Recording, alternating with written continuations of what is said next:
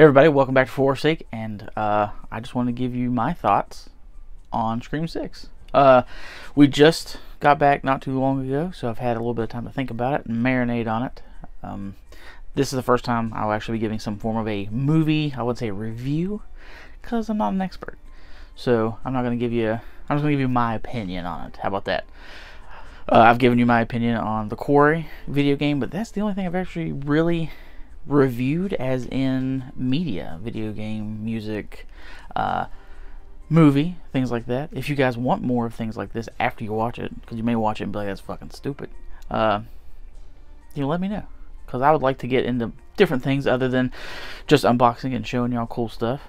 But we went fully decked out in, our Scream gear. We wore our, me and Chesley wore our jackets from Mad Monster, so we were all matching, looking like a cute couple. She had some nice Ghostface earrings.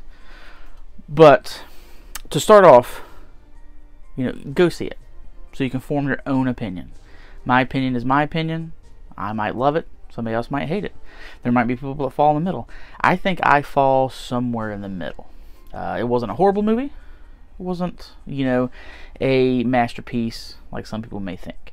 If you really enjoyed the requel, which was last year's Scream, then you will enjoy this one. It has the same, going into it. For requel's sake, we're talking about Halloween 2018 and then Halloween Kills. It is a better sequel to a requel, because honestly, Halloween Kills, everybody knows it was fucking garbage. Some brutal, amazing kills, but all the time they spent in that hospital was just, it dragged on. It was horrible. In my opinion, let's see, Sydney was in the movie for what? There's that one scene near when they call that lasted a whole 3 minutes, and then she finally showed up at the end. She really wasn't in Scream 5. People may think that she was more or something like that. So it goes to show you that you really don't need a Sydney Prescott 2 for the Scream franchise. And I don't think this movie was hurt by her not being in it. I didn't miss her. I know that might be blasphemy to say that, we have a Scream without a Neve Campbell. But going forward, I don't think we're going to see a Neve Campbell.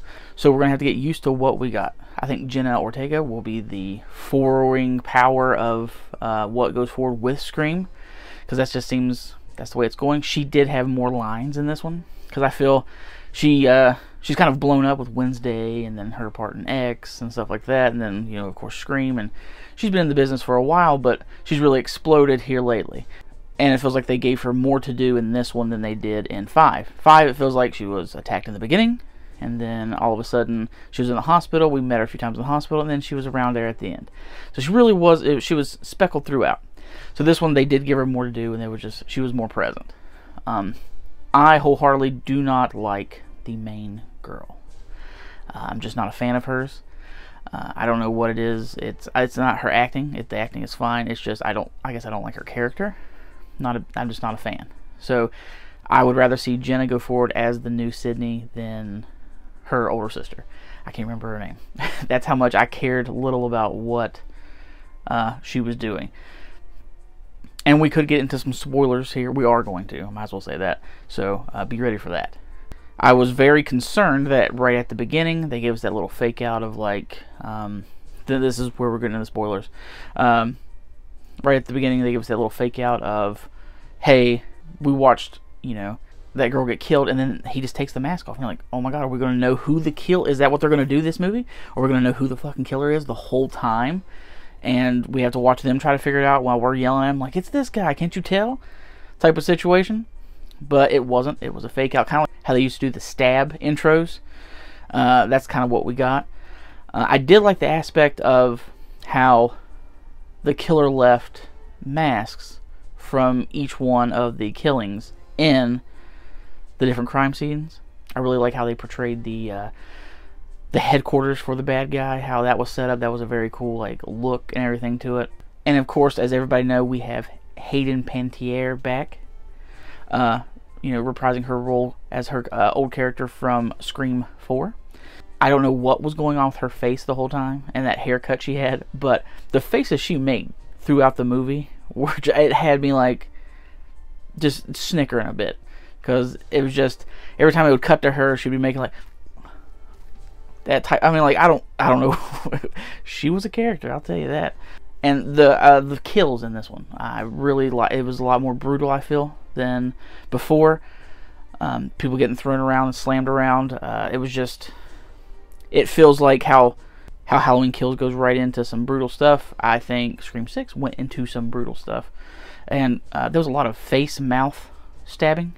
Like, yeah, eyes, mouth, stuff like that. And I wasn't ready for Ghostface to blast that bodega shopkeeper in the face with a shotgun. So that was always good, too. And I know I might seem a little all over the place because I didn't write a script or nothing. Most people, when they do reviews, they'll write a script and they're able to keep, like, bullet points down. I did not, because I'm an amateur. All right. It's just as it comes to me, I'm just shouting it off. We will get to the killers at the end of this and stuff like that, and then my final thoughts. But honestly, in this one, I could have done without the twins. The twins were cannon fodder for me. You know, they didn't bring nothing to the table for what was going on. You know, there was some real slow parts. I felt like I just wanted to kind of get to the next thing whenever they were doing the character building, basically, of like, oh, we're family and we went through this trauma, and a lot of people like that. I don't. I'm very boom boom boom. Like, if you could cut, you know, 15-20 minutes out and just get straight closer, people would be like, well, it was rushed and nobody knew what was going on. No. Alright, just like Terrifier 2. I thought Terrifier 2 was a good movie. It was too long. There was just too much of, I don't know what the hell they were trying to do, and something like the dream sequence with the clown thing. There's a few things you're like, oh, that was cool. It dragged on for way too long. It did not interest me. You're like, I'm kind of getting bored. Let's go to the next thing. Let's go to the kill. That's what we're here for. We're not here for, you know, the psychological, you know, building of characters and stuff like that. Especially in the Terrifier movie, we're here just to watch art kill people. That's what we're here for. And I loved, like, some of the little, you know, little Easter eggs they threw in there for us, that people that are watching it, because you know how meta Scream is anyways. You know, there got to be little Easter eggs to stuff in there. We had, I'm horrible with character names, so forgive me for that. But we had one of the twins was sitting on the couch with her girlfriend, and she was eating Jiffy Pop. I thought that was hilarious, because remember Jiffy Pop from the very first one? It could have just been a coincidence. We're like, oh, here, be eating popcorn while you watch a movie. But they had to do Jiffy Pop. And everybody knows, what, it's easier to put something in a microwave than it is to do Jiffy Pop. But they chose Jiffy Pop, so that's appreciated. When they're going down into the subway, and all the costume people were walking past them, going upstairs, if you look to, when you're looking at it, it's at the right of the screen. It's the right corner. We see a person walking up the steps, and they are dressed as Mojo Jojo. Now, of course, Roger Jackson, the voice of Ghostface, is the voice of Mojo Jojo. I thought that was very funny to me. I don't know why. But now to the killers. Killers plural. They did not do 1. They did not do 2. This time, they did 3. Now, I'm not very sure the detective father was actually in the costume at any time. I'm sure there was points where he could have been, because the boy was, you know, away or on the subway. Which they basically say that his sister was on the subway whenever the twin got stabbed.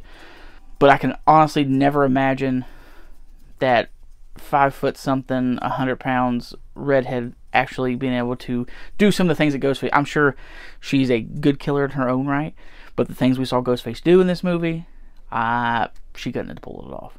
I told John and Chesley, I said, the only part I could see her wearing the costume is when she runs up behind Jenna's character right before they run to the bodega, and she elbows her and knocks her back into bikes, or, you know, Ghostface back into the bikes. I said, yeah, I can imagine that being her, actually, because, you know, she just flinched her off and went on.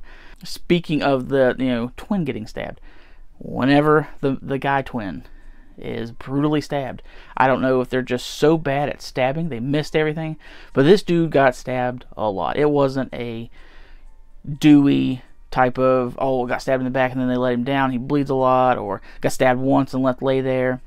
This motherfucker got just assaulted with knife blades from 2 different sides, and they're still like, oh, he's alive. That is just so fucking far-fetched. I'm sorry. It's a movie. Kill the dude. Get him out of there. Do something.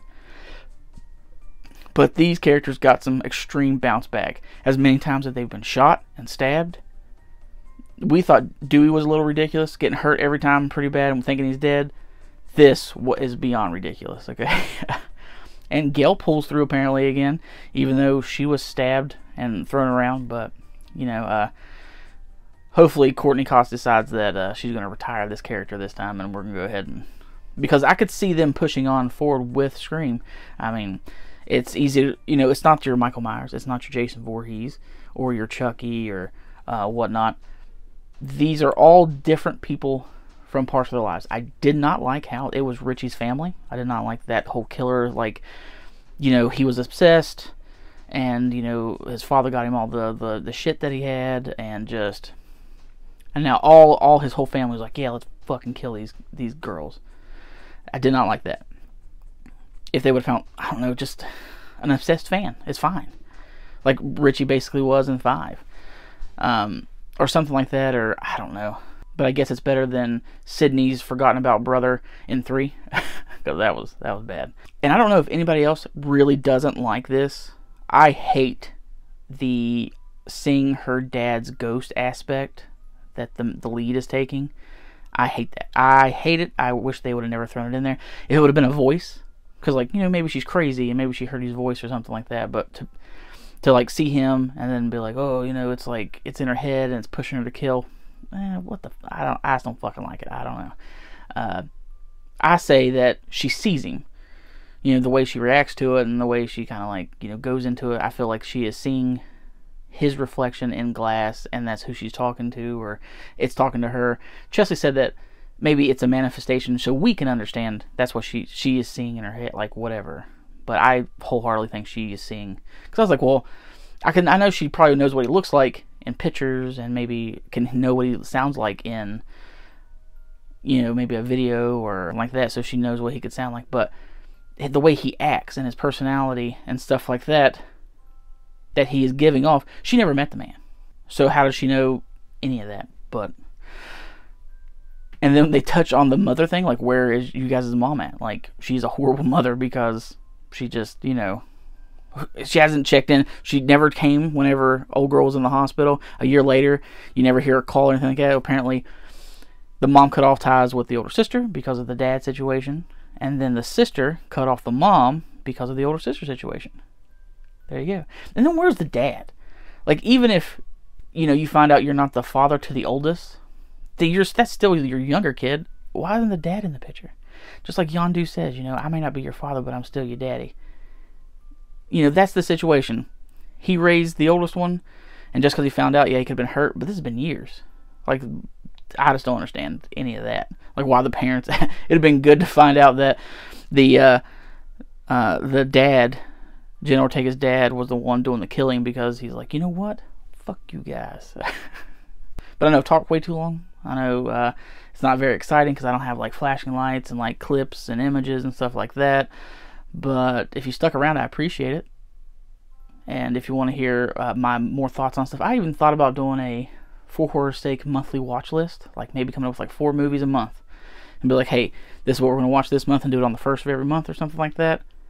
And then talk about them at the end or something like that. Give your feedback. I'd appreciate it. But that's my thoughts on Scream 6.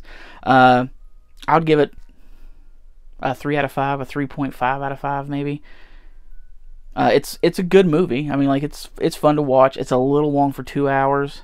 I would cut a little bit off. Maybe make it an hour 45, something like that. Cut some of the filler out of them, like talking and stuff like that, which I know you need for character building and stuff like that, so you can move forward. But to me, it was a little boring. But if you liked Scream 5, you're gonna like this one. I mean, you got the same character base rolling right into. Now, if you're a classic Scream fan, like, no one can touch the masterpiece of the first Scream. That was great for its time. It's still a great movie. It was just a good watch. Wes Craven did an amazing job, but no one's ever going to be able to touch that because Wes is gone. People can try their best, but they'll never get there. Now, with the popularity of the franchise and everything moving forward, there will be more Screams. There's no way there's not going to be. I'm sure this weekend did a massive amount of money, so they're not going to mess that up. And no matter what a fan says, if they liked it or didn't like it, they still went forward with Halloween Ends. That was a horrible fucking movie. So they're still going to push. They're going to at least do one more. You know they're going to, because they can't stop with just 2. But if you liked everything, please like, subscribe, leave a comment down below. I really hope to see you guys next time.